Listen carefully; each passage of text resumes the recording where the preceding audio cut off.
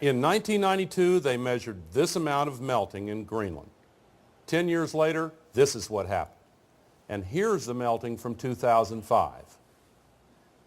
Tony Blair's scientific advisor has said that because of what's happening in Greenland right now, the maps of the world will have to be redrawn. If Greenland broke up and melted, or if half of Greenland and half of West Antarctica broke up and melted, this is what would happen to the sea level in Florida.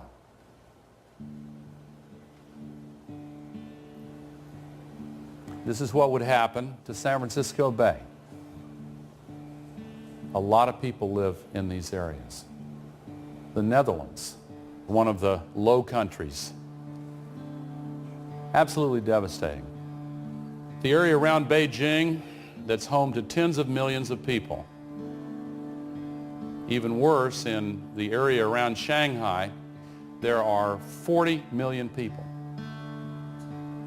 Worse still, Calcutta and to the east Bangladesh, the area covered includes 60 million people.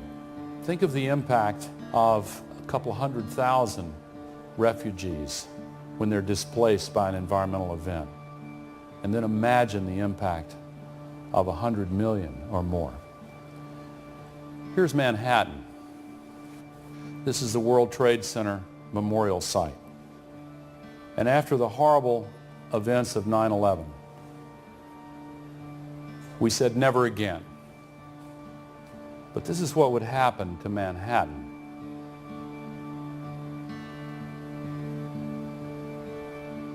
They can measure this precisely, just as the scientists could predict precisely how much water would breach the levees in New Orleans. The area where the World Trade Center Memorial is to be located would be underwater. Is it possible that we should prepare against other threats besides terrorists? Maybe we should be concerned about other problems as